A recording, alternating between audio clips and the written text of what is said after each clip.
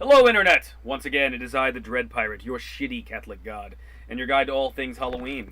And as promised, I'm here to talk to you about more Halloween fun activities to do while you're here in Florida. And now, this time we're talking about Howl-O-Scream. Here's my little frontline fear pass, so we're good to go. And while looking at this, I'm reminded of something. It's like, if I'm going to come out here and talk to you guys about what I've been doing for Halloween and fun things to do while you're in Florida for Halloween, I should probably do my job and actually review something. And what we're going to do right now is I'm going to give you a little contrast and comparison. One of the downsides of going to an event like this. So this is, of course, hosted by Busch Gardens. Right there.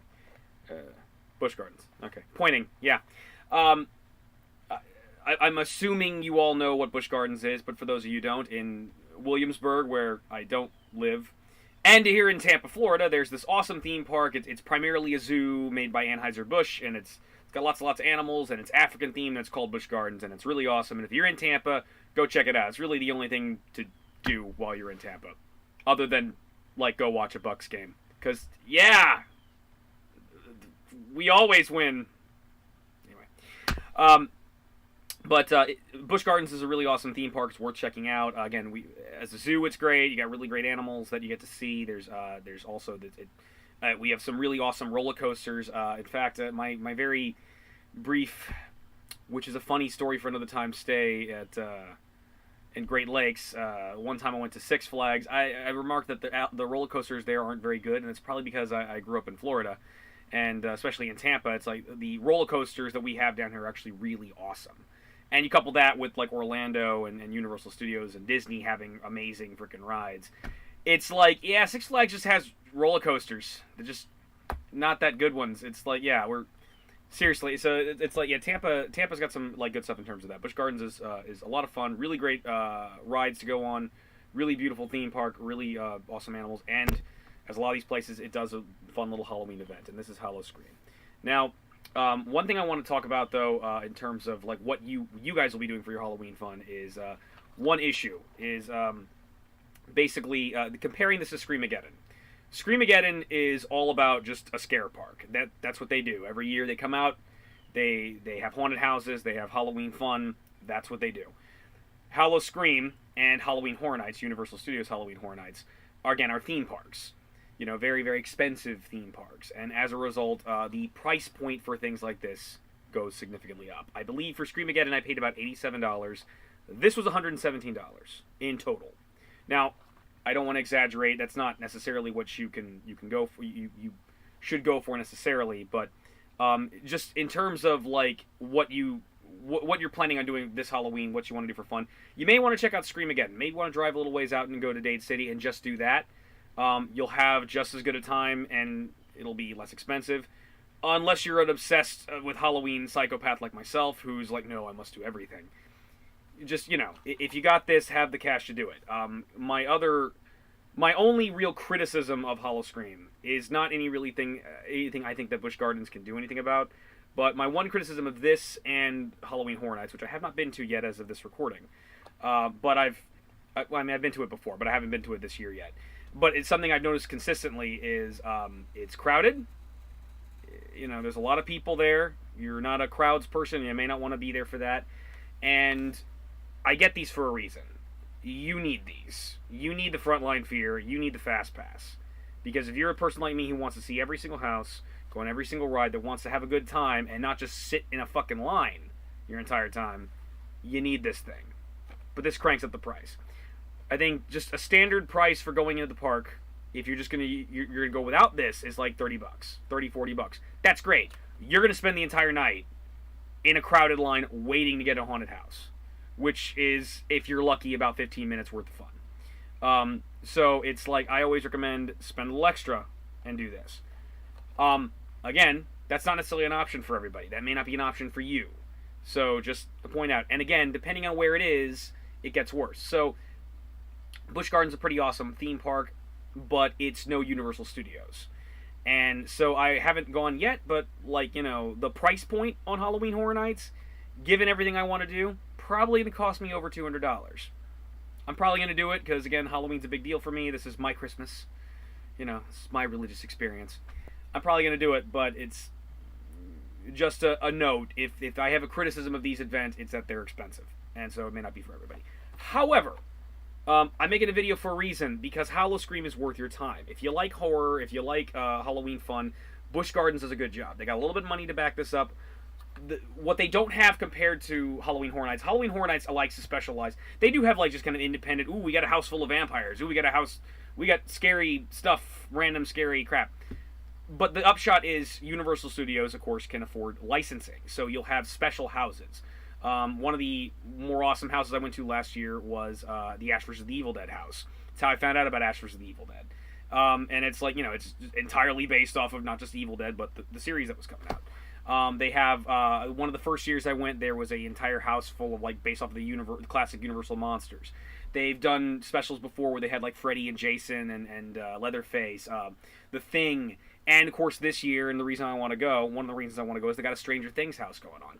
So they have the license to do that kind of stuff. Of course, Busch Gardens doesn't have that luxury. So they've got to be wholly original. And they come up with some pretty awesome stuff. They do a great job. They put a lot of effort into it. They have these beautiful, awesome haunted houses that are worth checking out and worth having a good time at. And you get to go on roller coasters. So a little sum up of what I did, what I enjoyed. With a brief disclosure, okay, so I don't have a whole lot of swag this time for this video, but I like to get a map every time I go to Busch Gardens, and especially Howl-O-Scream. It's the whole thing's changed for Halloween. So this is going to be my little guide to a reference point. There's one thing I'd like to talk about, which I never do. I have no idea whether it's any good or not. It probably is. I can't find it specifically listed here. Oh, no, here it is. Fiends.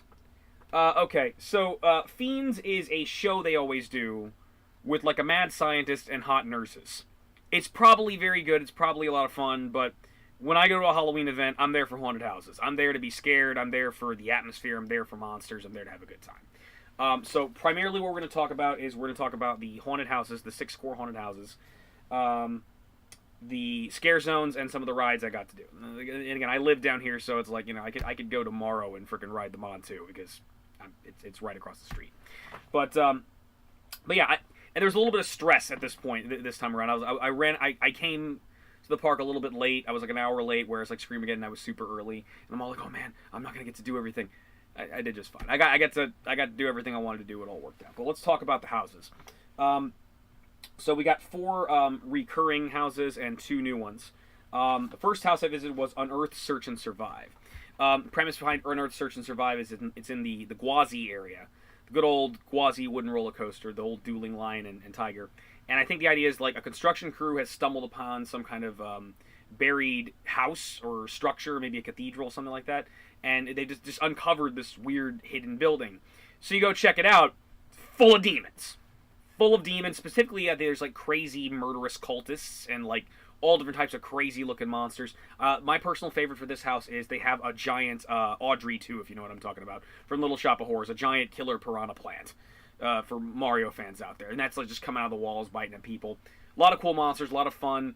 And it's one of the longer houses. It's like you can spend your time just kind of like going through it and just being surprised by all sorts of crazy stuff jumping out at you. There's a fun little room where there's a bunch of animals in cages that I think the cult is using for sacrifices. And one of the weird things in a cage is a little push me pull you baby. So it's just like it's a baby head on both ends. How does it poop? I don't know. Unearth's awesome. Unearth is consistently awesome. It was awesome. I think it was like, I want to say they came out with it just last year. But it was like, it's really good. A lot of fun. Another returning house is Motel Hell. The premise behind this is it's an old, roadside motel that was active during the 50s or 60s. And a man and his daughter went there and were murdered. And then all attempts to destroy the motel have failed. And so you check it out. Well, basically you figure out what's going on here is that the motel is a gateway to hell. And everybody in it is kind of like stuck in the 50s. So they're all this chipper kind of like Mr. Sandman, bring me a dream music playing around. But everybody that's a hotel is out to kill you and stab you in the face. But it's like a couple rooms in particular point out that yeah, it's a gateway to hell. You go into one room, there's like faces on the walls everywhere. I would imagine, being a giant Dungeons and Dragons nerd that I am, that it's like they're all demonic petitioners. They're all damned souls that come back when you enter the place and try to murder you good. There are some of them are a little zombified too. There's like a couple fun little scares. There's like a woman who's hiding She's like in the laundry dead, and then she comes up and like jerks out at you. There's one room where there's a big freaking giant saw. A lot of fun. Motel Hell is really good. Brand new house, Simon Slaughterhouse. Do you like Leatherface? Do you like Texas Chainsaw Massacre? I do. That's what's in Simon Slaughterhouse. Tons of Leatherfaces. Tons of dudes, crazy cannibals with axes that want to make you the new meat. And it's good. There's also, for those of you like Saw and love that big scary ass pig head, yeah, a lot of they're wearing all different types of faces. They're wearing people faces, they're wearing pig faces, they're wearing animal faces. Nice and scary. And of course, they chase you out at the end with chainsaws. A couple moments where you get sprayed by a little bit of blood and gore. They like bossing you around too. Kind of reminded me of Blackpool Prison, where whatnot. It's a lot of fun. So that's cool. So that's a new house. That was a lot of fun. That was one of the ones I was a little more scared with. I mean, they got me jumping at a certain point. I think I hate it when like you go to a scare park and like I'm there to get scared by the professionals. I want to get scared by the people dressed up and having fun and are monsters. I don't want to get scared by some dumb 15-year-old who thinks he's scary. Don't you just want to beat the shit out of kids like that? It's like they go like that's happened to me a couple times going to these events. They jump at you like, ah! And I'm like, I'm gonna freaking slam you to the pavement, kid. But I think one or two, like, there's a guy behind me. He was scaring his girlfriend. He, got him laid. Good for him. I think he got me at one point. It was like I was already kind of jumping from other things. Like, and it's like, yeah, it was like, but I was down with it. It was like, all right, it was like very effective that night. It was very cool. So, I did shit myself at Simon Slaughterhouse. You've heard it here first, folks. So there we go. So one of the more, it's a recurring house, but it's unique to Busch Gardens, is the Black Spot. It's done in the area that is part of a ride called the Tanganyika Tidal Wave, which is it's a water ride. It's a big raft ride, and it takes you through this little tour through like a African village in the jungle. And I think they've also positioned it in various years, like by some of the animal exhibits. So you could, I think one year you could pass by the rhinoceroses and whatnot, and then it takes you to a big water slide, and it's really steep, and like, oh my god, and splash. And there's all this kind of walk around area in it, especially for the line queues. So they kind of turned that and converted that into this house. And it's pirate themed. It's the only time I've ever seen anybody try to do pirates as part of a haunted house. But it works very, very well. I think the idea is it's like in a creepy pirate cove with like skeletons all over the place and a big giant skull at one point. And I believe it's like a crashed pirate ship that is these pirates have like converted into their stronghold. And so you got killer pirates running around screwing with you. And I think it's vague as to whether or not they're pirates or they're also ghost pirates. I think like because it starts off as just pirates, but then as you go along, they get a little paler, and it's like you're dealing with ghost pirates or like undead zombie pirates. So that's why I think by the time we saw the captain's like straight up undead. He's like, grr. There's also some pirate ladies there that are dead. There's like a guy who's trapped in a prison who's like, got a key, please let me out. So, nice treasure rooms, again, good atmosphere in the Black Spot. Black Spot's a lot of fun. Brand new house this year. Named after, like, I think this title has been used in everything from, like, Stephen King's novels to like, video games and other horror shorts. Insomnia. Insomnia, it's a sleep clinic. But apparently the mad scientist running said sleep clinic decided, hey, I'm going to not let anybody sleep. I'm going to keep them up all day long. And he found out by keeping them up constantly, he's been able to cause their nightmares to manifest in the real world. And also drive them crazy. So you start off with people like don't sleep. So it's very Freddy Krueger. Very Freddy Krueger again. They draw inspiration from things. They just can't use the licensed characters. And yeah, as you start going on, you're firstly just dealing with crazy patients. You're like, don't sleep. And then as you go along, you start seeing these sleep experiments. And, like, yeah, there's like, one where, like, one girl... one of the best ones was, you see the counting sheep, and there's, like, a sheep launching over this girl's bed. And you go around the corner, and this woman's being eaten by a carnivorous monster sheep. And it's like... oh, God. There's, like, there's one where... like, one of the better ones, too, that got me was, like, there's a monster under the bed. And there's like thing lurching under the bed, and I was like right near. It's like, oh shit! It was like right next to me. It was a big clawed monster under there. All different types of kind of like nightmare scenarios for that one. And one of the more chilling and kind of beautiful parts was you go to this one spot, and there's this big like there's a woman just floating. She's floating. She's surrounded by some kind of like nightmare dream realm nexus. It's really cool. They did a really good job with this one. And finally, we have a recurring house, one of my personal favorites, and I think it's the last straight-up house I did before I started doing rides, Deathwater Bayou. So Deathwater Bayou, it's this old shack in the middle of a bog, and it's run by the Voodoo Lady, one of our recurring villains of Howl-O-Scream. And yeah, she's a voodoo witch doctor, and so you got crazy voodoo witch ladies in there, headed up by her. And it's kind of a fun game for me to always spot her. I think there was one year she was like floating on a chair. One year she was like kind of floating just on her own. And I think this time she was just standing. She was just like, I'm just too lazy for that. But yeah, you have a lot of scary witch ladies. You have this one part where you, of course, have voodoo zombies. You have scary voodoo zombies. There's one part where there's this like voodoo funeral going along, and you have a bunch of mannequins just standing there, motionless, and a bunch of them are carrying a hearse. One year you actually went underneath the hearse, and they didn't do this, and they had you go around it, but that was cool. And then you start going through the behind the bog lady's house. You're in the swamps, and the little tiki monsters, some kind of these like African gods, and like these tiki monsters start coming after you.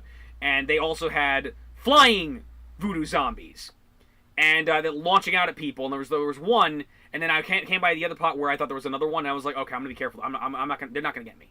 They're not gonna. So I started trying to like hide a little bit and like moving up. No, didn't work. The guy like, and he came right from where I was. I was like here, and he like, and it was great. It was beautiful. And then it stops like right before you're almost out. You're always suddenly like in a back alley where the Shadow Man's waiting for you, and you know from like the Princess and the Frog, and he wants to sell you some stuff. So anyway, so again, if you like haunted houses, you like a scary good time. At 117 might be worth it, so I definitely recommend checking it out. But we're not done. We're not done yet. We got to talk about the scare zones. So the open areas, not exactly a haunted house, but just places where people are going to be scary and going to scare you. We had some fun ones this year. Right before you get into Simon's Slaughterhouse, very appropriately, you had the meat market, where you had more like Leatherface types, but they're bigger and meaner. And again, they're carving people up. There's just dead bodies everywhere, just like slabs of meat. There's this one guy, if you check out, I think Tim Tracker's his name. He's also on YouTube. He does some Howl-O-Scream stuff too. I've been watching him for the past couple years. He's pretty good. And much more professional than I am. He's like, I'm just vlogging to you in my apartment. What can I do? But, I think I saw the same guy, the time he was there, but there's this one dude who comes out with a big cleaver and points at people, scared them. I will cleave the flesh from your bones. Dude was really getting into it. Dude did a really good job. There's a bunch of big, scary dudes like that running around chopping people, and there's a couple photo op areas where I think there's, like, meat-covered girls, or girls selling the meat to eat, but they're that you can photo op with them. So I think it's kind of the nurse girls. The nurse girls from Fiends are hanging out there. So Meat Market was good, and it was a nice kind of precursor to Simon's Slaughterhouse. Dia de los Muertos, a lot of the advertisements have been around this one, based off, of course, the Mexican Day of the Dead, the day when the ancestors come up and visit with the living. I'm not being negative when I say this, but I should point out that this scare zone wasn't scary. But I mean, and that might seem like a detriment.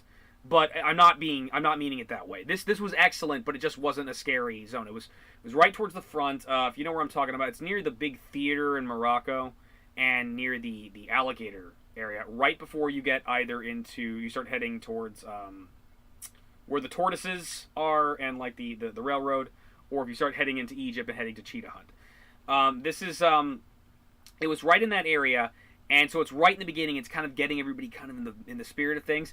And basically, it wasn't scary, but it was really charming because you got a lot of beautiful set decorations based off of Dia de los Muertos. You have a lot of little kind of shrines honoring the dead and whatnot with little candles. And you have I think you had a bunch of giant sugar candy skulls that are all over the place. And the scare actors are all dressed up like Mexican skeletons in the classic kind of in the classic Day of the Dead outfit. It reminds me of that one video game like Grim Fandango. They're all Grim Fandangoed out, and the guys are there and they're dancing, having fun. They have beautiful ladies in sort of just kind of Spanish style dresses, like dancing around, just doing a little bit of salsa, and they're just kind of like running around and just kind of getting people dancing and whatnot. There's a big skeleton who's photo opping with people. It was charming. It was charming and delightful. And just really got in the feel of things. I definitely recommend checking out that part of the park. You got to anyway. You got to if you want to check out some of the houses. You got You gotta go there before you go to Insomnia. You gotta go there before you go to Cheetah Hunt. You gotta check it out. Stick around for a bit. It's fun. What else we have? Meuk Midway. This was probably the one spot was kind of lacking the whole park, and I think it's just I may have just gone on an off night, but it was like I don't know what the theme is with this. I think it was like in some of the promotional videos I've checked out on YouTube. It's like it looked like it was like an area with killer clowns running around because you gotta have killer clowns, and we do have killer clowns this year. And there's like there's some gravestones. As usual, the set dressing looks beautiful. There's some kind of creepy stone masonry, and there's some kind of graveyard areas, and then there's like a big a jeep with a skull on top of it. And again, in the promotional video I saw for it was like clowns. This time it was like zombies, but like grave digger zombies. It felt like it was kind of bleeding into Dia de los Muertos a little bit. It was like they were the scarier version of the Day of the Dead characters. It was like they were all kind of like in like funeral garb and top hats, and some of them were pretty scary and came out and like some of them like scraped the shovel, that thing that they like to do. It was pretty good. It was one of the weaker ones of the night. It was one of the ones that wasn't the scariest. There was one guy in particular. There was an older gentleman who was one of the scare actors there. That what he did was I was behind him when he was doing this. And I no offense to the guy, but I felt this was kind of the laziest scare acting I've ever seen.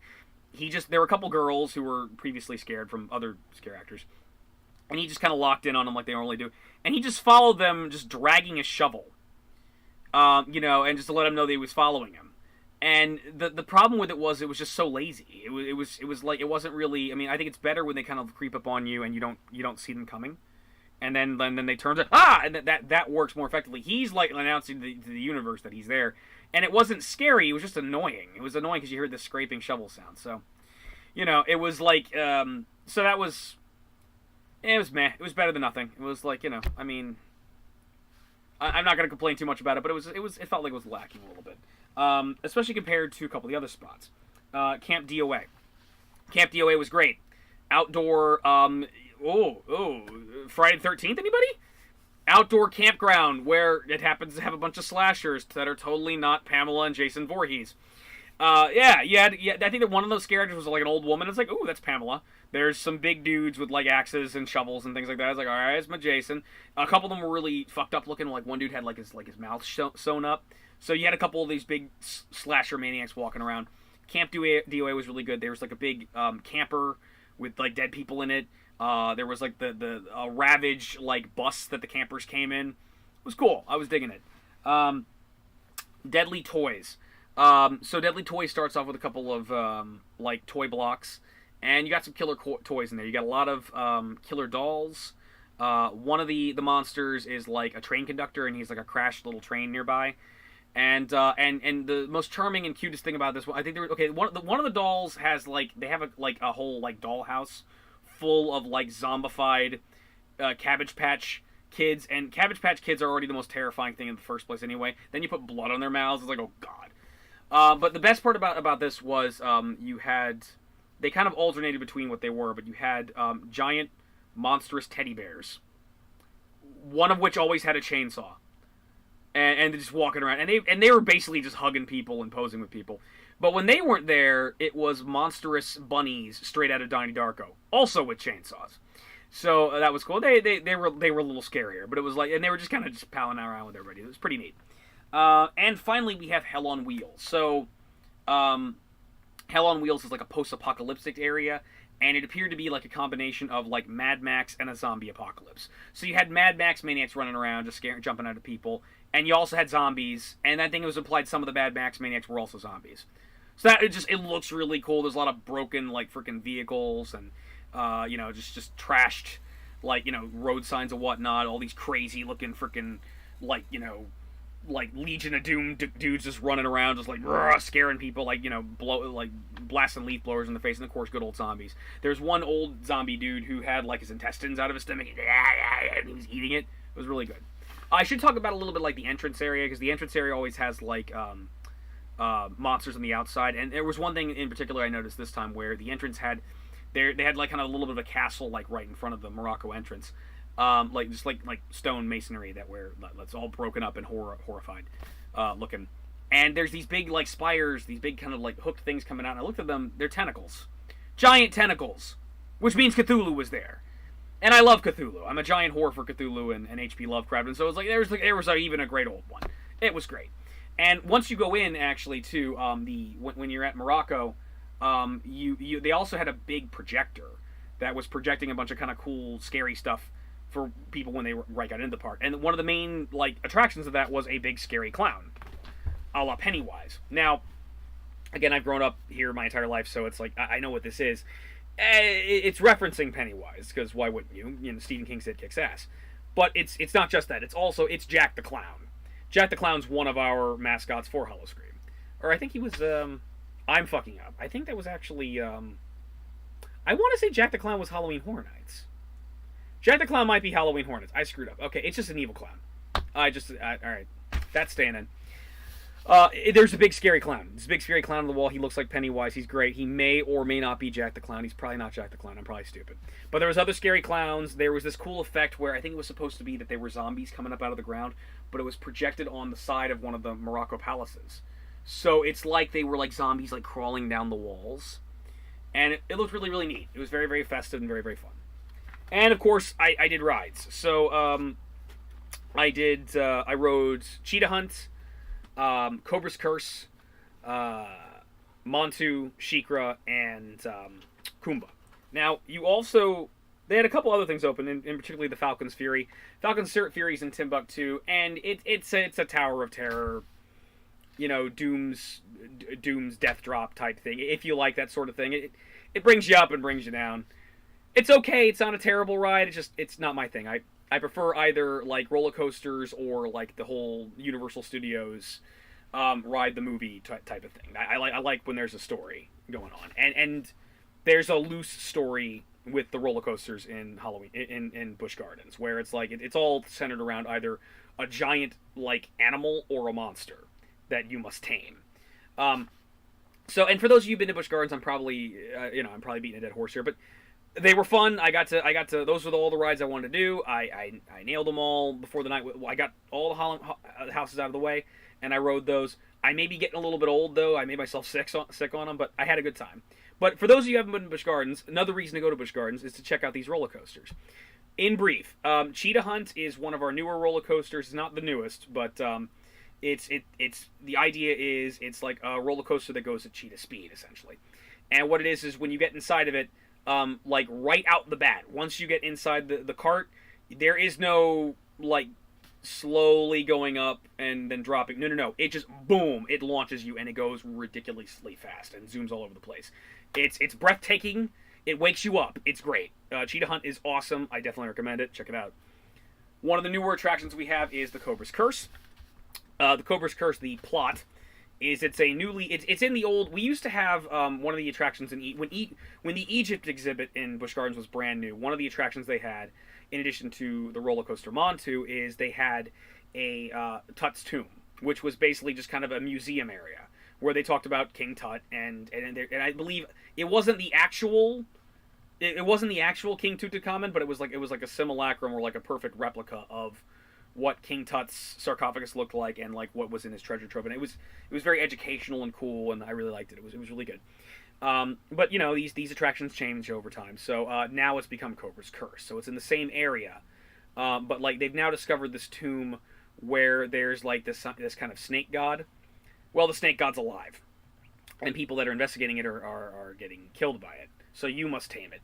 So we have this really kick-ass snake statue, and it talks to you. And it's like no one can defeat the Cobra's Curse. And the roller coaster you're on, he first he pulls you up to him to look him in the eye, and then he throws you down on the cart. But then as you're going along, it then slows down, and then the cart, the individual cars that you're in separate and turn around. So you start you're going down this way, then all of a sudden your individual carts move, and now you're at the back of the line, zipping backwards. And then towards the end of it, oh, that's not good enough. Then you just dismantle completely, and you're free spinning while you're zipping all over the track. It's really awesome. It's really cool. It's fun. It's great. It's a wonderful new addition to the park. Montu is an oldie but a goodie. Montu is the star attraction of the Egypt area of Busch Gardens, which is It's a solid roller coaster. It's a solid roller coaster. It's an overhead coaster where the idea is Montu is either a bird-headed Egyptian god or of rock. He's a bird, and what he does is his claws grapple you, so it's one of the ones that carries you. So you're dangling underneath, and it moves fast. It soars high. It dips through a lot of tunnels and whatnot. It's consistently awesome. Montu's one of my personal favorites. It's one of my staples. It's one of those consistently good roller coasters that we have. Seriously, eat your heart out, Six Flags. It's good. It's awesome. SheiKra's one of our newer ones. It's been around for I think about close to 5 or 6 or 7. It's been around for a long time. It's been around for I think at least 6 years at this point. But I think of it as new because I'm an old man. SheiKra is awesome. SheiKra again is more bird themed. It's like a giant bird of rock. And the idea is Rock. Not Rock. Rock is a demon from Dungeons and Dragons. I'm sorry, I'm retarded. A rock, the legendary big bird. It's in Fantastic Beasts. Anyway, it's a giant bird. And the deal with SheiKra is very, very high. And what it does is, I think we got some kind of award for like being one of the highest roller coasters, something like that. You climb up really, really super high, and what it does is, it gets you up super high. It brings you right to the ledge of the point where you'd start going down, and then it stops and it holds you there at the edge, looking down, ready to fall, and then drops you at an almost vertical angle, and then you zip and fly all over the place. And of course, there's a big area where there's a bunch of water. There's a big lake in front of SheiKra's kind of like nest, like the temple or something that it's made a nesting area, and you go down, you hit that, and it launches a bunch of water in the air. The water sprays people walking by, and it's great. SheiKra is awesome. SheiKra is one of the best roller coasters we have in the park. Finally, we have the Kumba, one of my personal favorites. It's like right when I was a kid, and this, the roller coasters started really getting fun. I really started enjoying roller coasters. Kumba was the roller coaster. Kumba, the critter for Kumba, it's like a panther. It's like a super panther, or like a black tiger. It's like Roo, the black tiger from Beastmaster, or something like that. And again, kind of like Montu, it's just a consistently good roller coaster. It's fast, it zips all over the place, it spins you, it goes through caves, it's fun. It moves fast and quick. Kumba is just a badass roller coaster. It's a lot of fun, it's great, and so it's worth checking out. Alright, something I didn't ride this tonight, but it's worth riding is Cobra. Not Cobra. Scorpion, other poisonous thing. The Scorpion is one of our oldest roller coasters in Busch Gardens, and it's one of the oldest ones we have, but at the same time, it's still good. It's still really, really good. The idea with Scorpion is Scorpion takes you up and kind of spins you around in these kind of concentric circles. It goes high up in a big loop, and then it kind of just wheels you down. Just kind of once you get to the height of it, I think it just starts running entirely on just the momentum and gravity. There's some I remember one of the I had an awesome science teacher in 8th grade who was able to wrangle us a trip to Busch Gardens on the premise that it was education related, and we had a bunch of science questions we had to answer by the end of the thing, and they were all kind of related to the animals in the park, and also there were physics and problems. It was brilliant. Oh, we have to go to the theme park in order to actually study, in order to answer these questions. It was great. But I want to say it's like Scorpion is just uses its own built-up momentum and gravity just to spin you down. It's really good. It's kind of a quick roller coaster, but it's a lot of fun. And it's one of the oldest roller coasters we have. It's classic and it's great. I just kind of didn't have time. By the time I hit Kumba, I was like, all right, I have 15 minutes left before the park closes, and I'm about to throw up everywhere because I'm old and I can't do this anymore. The other one is like the Crazy Camel. I want to say the Crazy Camel is like kind of a smaller one where you're on a little. It's like in a big box framework, and you have these little tiny carts that you're in. It kind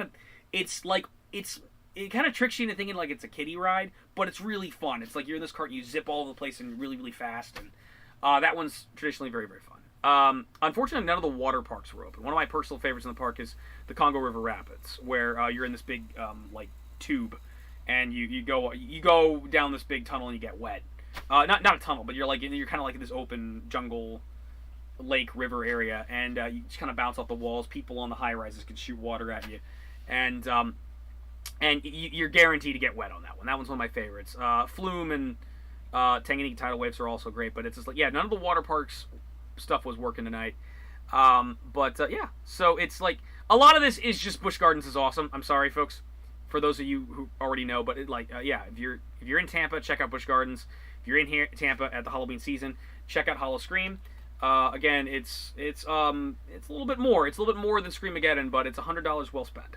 So I think that's all I got for you tonight. I had a great time. So next week I'll be back, and we're gonna talk about Halloween Horror Nights, because I am going to Halloween Horror Nights. So once again, this is the Dread Pirate saying, stay scared, folks.